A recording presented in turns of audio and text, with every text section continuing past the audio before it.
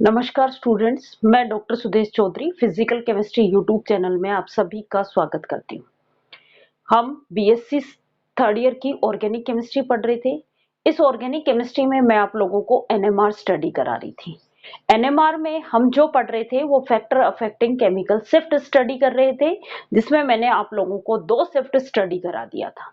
एक इलेक्ट्रॉनिक या induced effect study किया था हमने, और दूसरा जो है वो स्पेस इफेक्ट या magnetic and isotropic effect study किया था।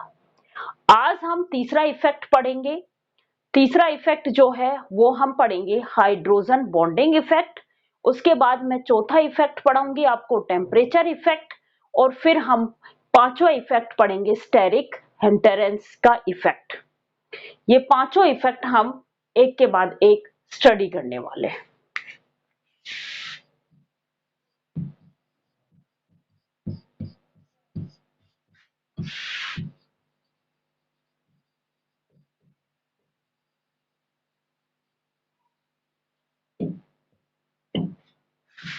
यूनिट फर्स्ट स्टडी कर रहे थे एनएमआर। इसमें हम स्टडी कर रहे थे फैक्टर अफेक्टिंग केमिकल शिफ्ट। इसमें हम तीसरा इफेक्ट स्टडी करेंगे। तीसरा इफेक्ट हम सबसे पहले मैं आपको वंडरवाल डीसिल्डिंग इफेक्ट स्टडी करा रही हूं। देखो नाम से ही पता चल रहा है,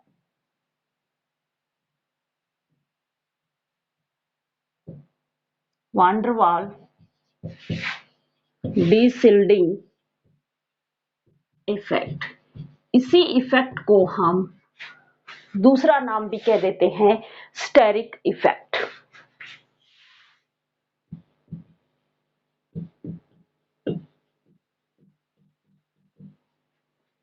स्टेरिक इफेक्ट ये इफेक्ट क्या कहता है कि जब कोई बल्की ग्रुप जुड़ा हुआ हो, जब मॉलिक्यूल में प्रोटॉन के पास कोई बहुत बल्की ग्रुप जुड़ा हुआ होता है, तो क्या होगा, वो बल्की ग्रुप जो है उसके इलेक्ट्रॉनिक फील्ड है, वो इलेक्ट्रॉनिक फील्ड इस प्रोटॉन के इलेक्ट्रॉनिक फील्ड के पास में रहेगा, जिससे क्या होगा, रिपल्सन होगा दोनों में। क्या होगा, इलेक्ट्रिक फील्ड, दोनों का इलेक्ट्रिक फील्ड जितना पास में आएगा, इस इलेक्ट्रिक फील्ड में क्या हो जाएगा, रिपल्सन हो जाएगा। रिपल्सन होने के कारण यहां पे जो मैग्नेटिक फील्ड क्रिएट होगा, उसके कारण ये प्रोटॉन्स कैसे हो जाएंगे, डिसिल्डेड प्रोटॉन्स हो जाएंगे। तो क्या मतलब हुआ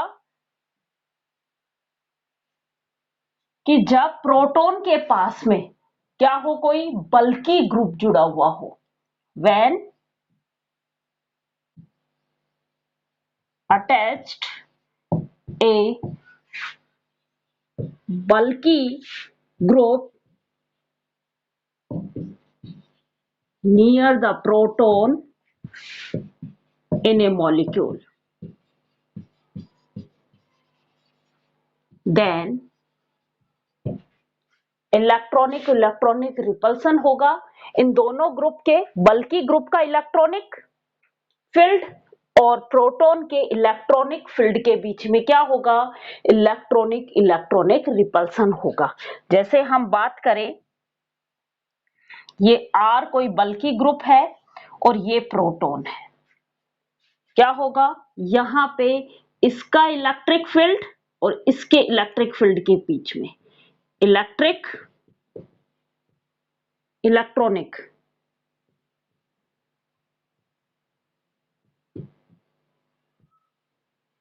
फील्ड के बीच में क्या हो रहा है, रिपल्सन हो रहा है।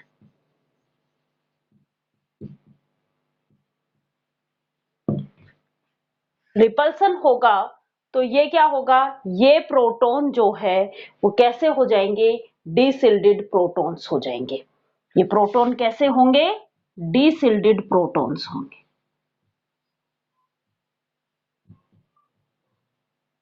और डिसिल्डेड प्रोटॉन्स होंगे तो हमें केमिकल शिफ्ट किसकी तरफ जाएगा, डाउनफील्ड की तरफ जाएगा।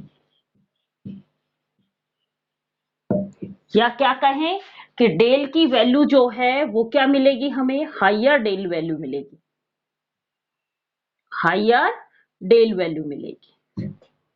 ये था वांडरवाल डीसिल्डिंग इफेक्ट। देखो नाम से ही है डीसिल्डिंग इफेक्ट। जब कोई स्टेरिक ग्रुप या बहुत ही बल्की ग्रुप जब पास के प्रोटॉन के साथ में प्रोटॉन के पास में प्रेजेंट होता है तो इनके इलेक्ट्रिक फील्ड के बीच में क्या होगा, रिपल्सन होगा, जिससे ये प्रोटॉन जो है वो क्या हो जाएगा, डीसिल्डेड प्रोटॉन्स हो जाएगा।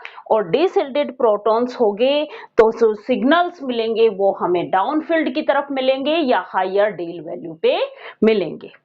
अब तीसरा वांडरवाल डीसिल्डिंग इफेक्ट हमने स्टडी कर लिया। अब मैं आपको बताने वाली हूं चौथा effect, hydrogen bonding.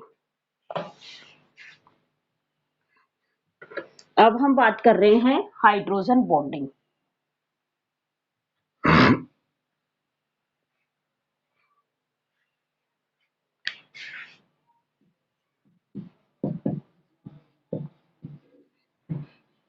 Hydrogen bonding effect देखो, हाइड्रोजन बॉन्डिंग जिस किसी भी कंपाउंड में हाइड्रोजन बॉन्डिंग प्रेजेंट होती है वहां पे प्रोटॉन जो है, जो हाइड्रोजन बॉन्डिंग में पार्टिसिपेट कर रहा है, वो प्रोटॉन कैसा हो जाएगा, डिसिल्डेड हो जाएगा। मैंने क्या कहा, प्रोटॉन जो है इस हाइड्रोजन बॉन्डिंग के कारण प्रोटॉन जो है वो कैसा हो जाएगा, डिसिल्डेड प्रोटॉन्स हो जाएगा, डिसिल्डेड प्रोटॉन हो जाएगा। और जब डिसिल्डेड प्रोटॉन है तो यहां पे जो हमें एनएमआर सिग्नल मिलता है, एनएमआर सिग्नल ये हमें मिलेंगे डाउनफील्ड की ओर या हायर डेल वैल्यू पे मिलेंगे।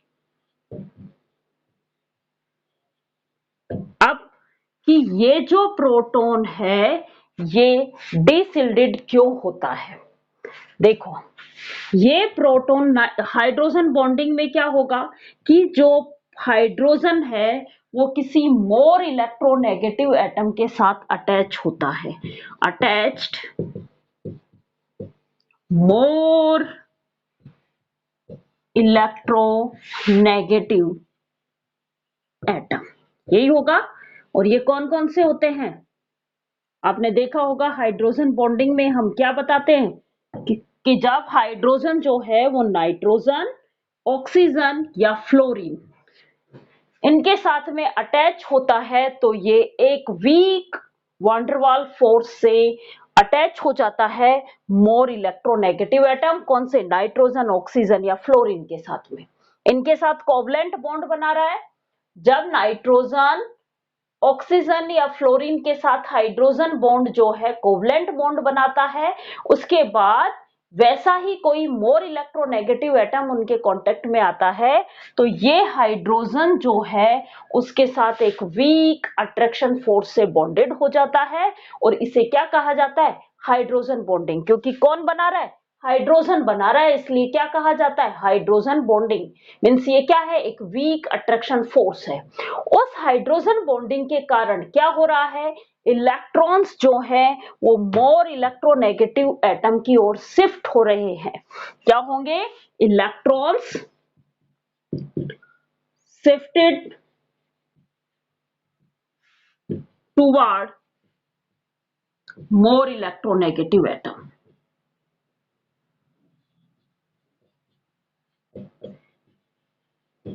और मोर इलेक्ट्रोनेगेटिव एटम की तरफ यहां पे इलेक्ट्रॉन शिफ्ट होंगे तो इस हाइड्रोजन पे क्या होगा, इलेक्ट्रॉन डेंसिटी डिक्रीज हो जाएगी, इलेक्ट्रॉन डेंसिटी डिक्रीज हो जाएगी। इलेक्ट्रॉन डेंसिटी डिक्रीज होगी तो ये किसकी तरह बिहेव करेगा, डिसिल्डेड प्रोटॉन्स की तरह बिहेव करेगा।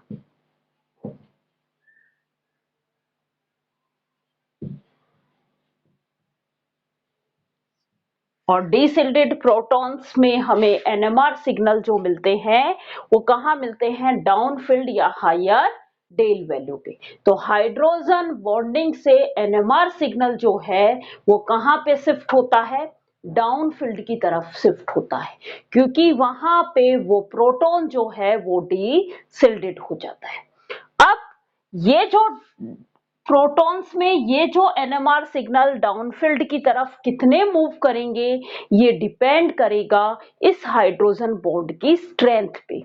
जितनी ज्यादा स्ट्रेंथ होगी उतना ही ज्यादा इलेक्ट्रॉन शिफ्ट होगा मोर इलेक्ट्रोनेगेटिव एटम की तरफ, और ये जो हाइड्रोजन है वो उतना ही ज्यादा डिसिल्डेड प्रोटॉन्स हो जाएगा, क्योंकि वहां पे उतना ही कम इलेक्ट्रॉन डेंसिटी रह जाएगी।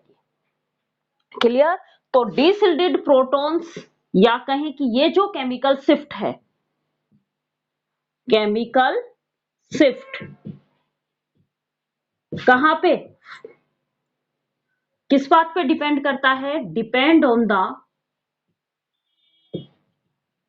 स्ट्रेंथ ऑफ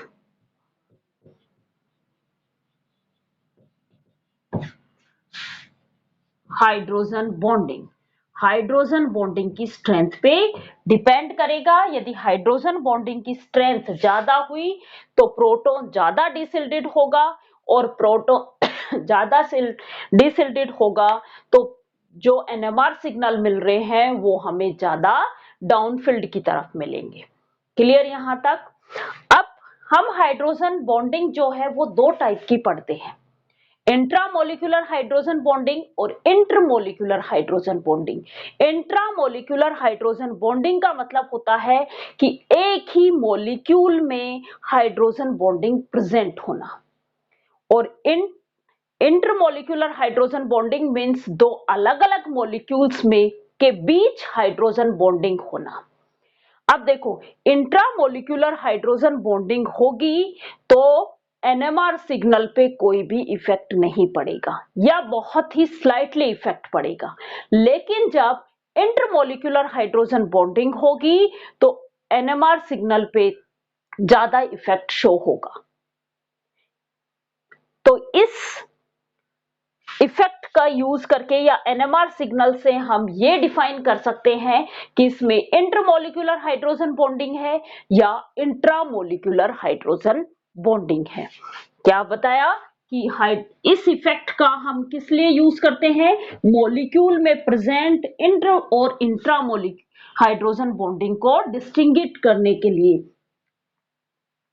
कि किसमें इंट्रामोलिकुलर हाइड्रोजन बॉन्डिंग है और किसमें इंटरमोलिकुलर हाइड्रोजन बॉन्डिंग है, क्योंकि इंट्रामोलिकुलर हाइड्रोजन बॉन्डिंग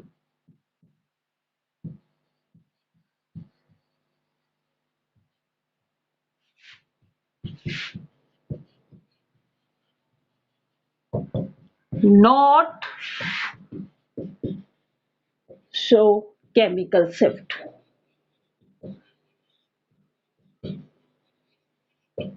और जबकि इंटरमोलिकुलर हाइड्रोजन बॉन्डिंग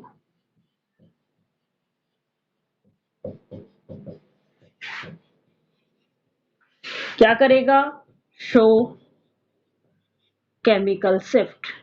और किसकी तरफ करेगा, केमिकल कौन से होगा, डाउनफील्ड की तरफ। तो इस इफेक्ट का यूज हम इन दोनों के बीच डिस्टिंग्विश करने के लिए काम में लिया जाता है कि किस मॉलिक्यूल में कौन से टाइप का हाइड्रोजन बॉन्डिंग प्रेजेंट है। अब आता है डाइल्यूशन इफेक्ट।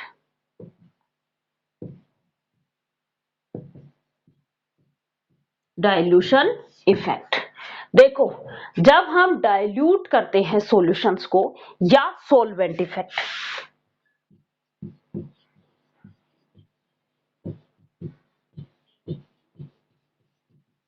तो देखो इंटरमोलिकुलर हाइड्रोजन बॉन्डिंग क्या हो रहा है, किसी दूसरे मॉलिक्यूल के साथ हाइड्रोजन बॉन्डिंग फॉर्म कर रहा है। ये हाइड्रोजन बॉन्डिंग उस जैसा सिमिलर दूसरा मॉलिक्यूल भी हो सकता है या हो सकता है सॉल्वेंट के मॉलिक्यूल के साथ हाइड्रोजन बॉन्डिंग शो करे। तो ये डिपेंड करता है कि हम कौन सा सॉल्वेंट ऐसे सॉल्वेंट जो कि नॉन पोलर सॉल्वेंट होते हैं वहां पे हाइड्रोजन बॉन्डिंग होगी नहीं। नॉन पोलर जो सॉल्वेंट है उनके साथ हाइड्रोजन बॉन्डिंग शो नहीं होगी, तो नॉन पोलर में यहां पे जो शिफ्ट है वो डाउनफील्ड की ओर नहीं आएगा। एनएमआर सिग्नल जो है वो डाउनफील्ड की ओर हमें शो नहीं होगा। क्यों?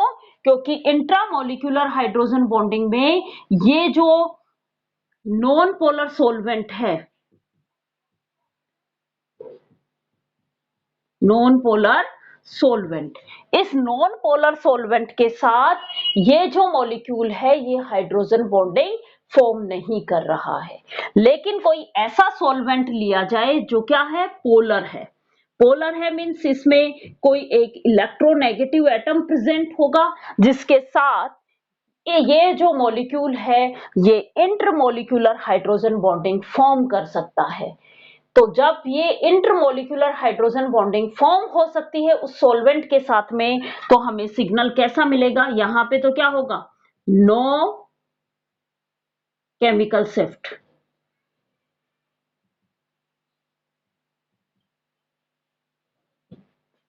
और यहां पे क्या हो जाएगा, ये डाउनफील्ड की ओर शिफ्ट हो जाएगा।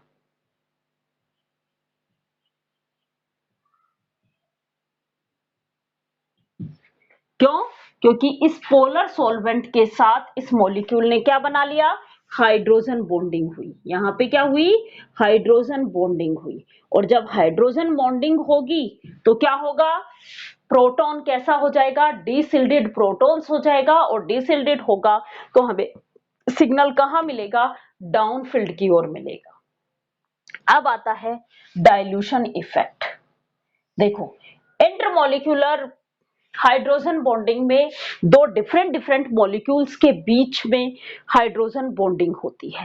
अब हमने क्या कर दिया, डाइल्यूट कर दिया। डाइल्यूट कर दिया तो मॉलिक्यूल्स के बीच स्पेस बढ़ गया। डाइल्यूशन का मतलब उसकी कंसंट्रेशन कम की। कंसंट्रेशन कम की तो मॉलिक्यूल क्या हुए, दूर दूर चले गए। मॉलिक्यूल दूर दूर जाएंगे तो उनमें क्या होगा, हाइड्रोजन बॉन्डिंग ब्रेक हो जाएगी, हाइड्रोजन बॉन्डिंग टूट जाएगी। जब हाइड्रोजन बॉन्डिंग टूटेगी तो प्रोटॉन जो डीसिल्डेड था वो कैसे, किसकी तरफ मूव करेगा, सिल्डेड की तरफ मूव करना शुरू कर देगा।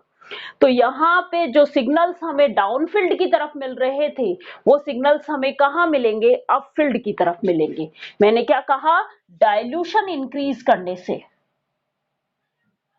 डाइल्यूशन इंक्रीज करने से या कहें कि कंसंट्रेशन डिक्रीज करने से,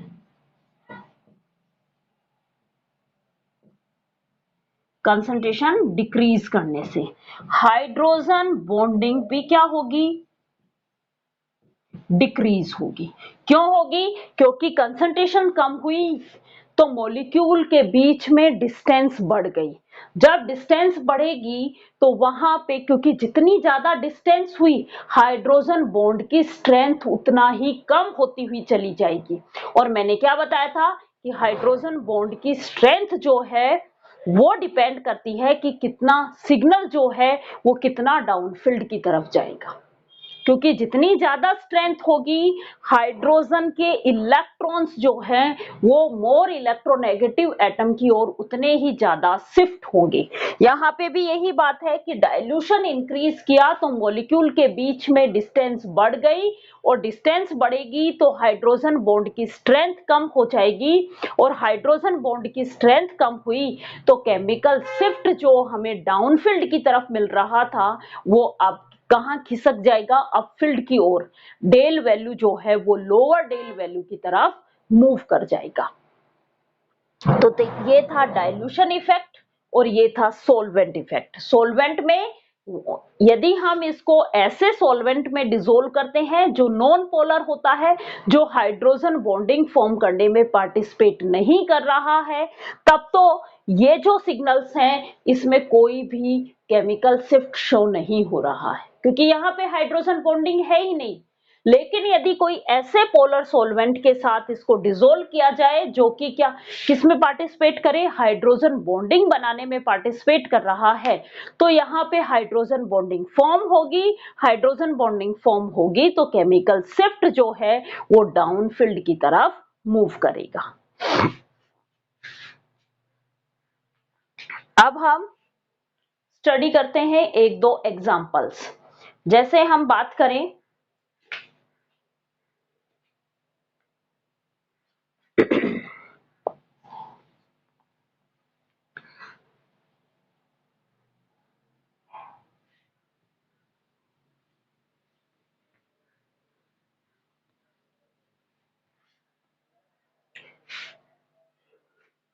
हम बात कर रहे हैं एसिटिल एसीटोन की, एसिटिल एसीटोन के इनोल फॉर्म की, जिसमें क्या होगा, इंट्रामोलिकुलर हाइड्रोजन बॉन्डिंग होगी। और इस इंट्रामोलिकुलर हाइड्रोजन बॉन्डिंग के कारण जो केमिकल शिफ्ट आएगा वो मैं आप लोगों को बता रही हूँ। देखो हम एग्जांपल ले रहे हैं CH3 C double bond O CH2 C double bond O CH3। यहाँ पे कितने टाइप के प्रोटॉन्स हैं? इक्विवेलेंट प्रोटॉन्स मैंने आप लोगों को बताए थे। ये दोनों इक्विवेलेंट प्रोटॉन है क्योंकि इनके चारों ओर सेम इन्वायरमेंट है। इन प्रोटॉन्स के दोनों जो ये प्रोटॉन्स हैं इनमें चारों ओर क्या है, सेम इन्वायरमेंट है।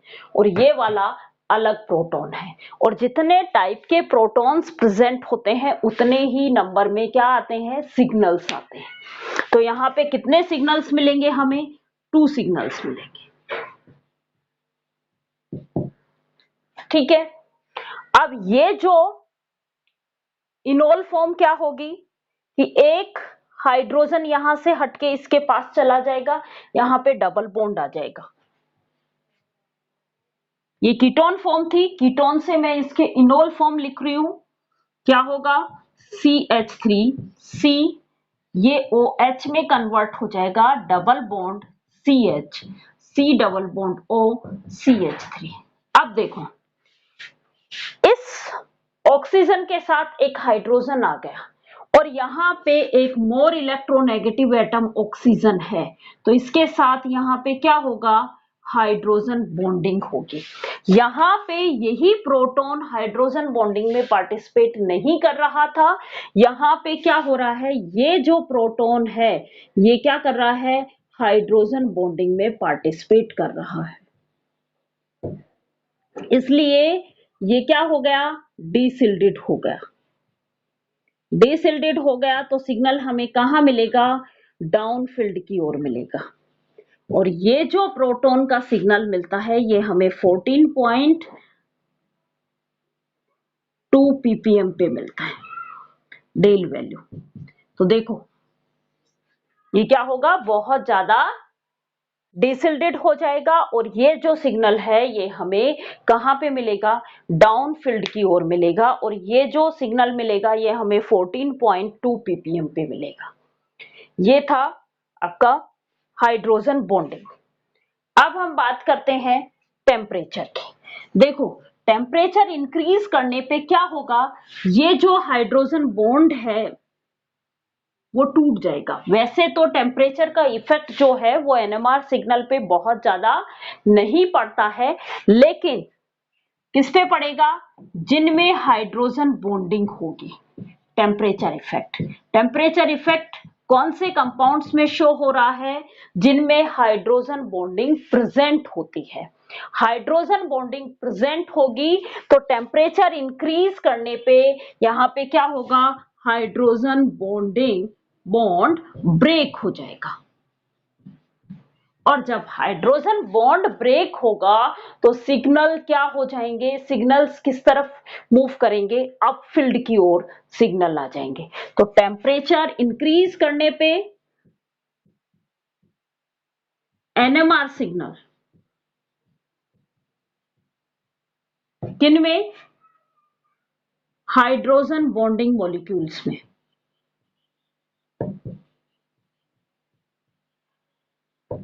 कहां मिलेंगे हमें, अपफील्ड की ओर। क्यों, क्योंकि हाइड्रोजन बॉन्ड ब्रेक हो जाता है। ये थे आपके फैक्टर्स अफेक्टिंग केमिकल शिफ्ट। अब हम अगली क्लास में पढ़ेंगे कपलिंग कांस्टेंट, और इस कपलिंग के कारण हमारे जो सिग्नल्स हैं वो स्प्लिट होते हैं, तो कपलिंग, स्पिन स्पिन कपलिंग या स्पिन स्पिन स्प्लिटिंग, ये स्टडी करेंगे हम। Thank you students.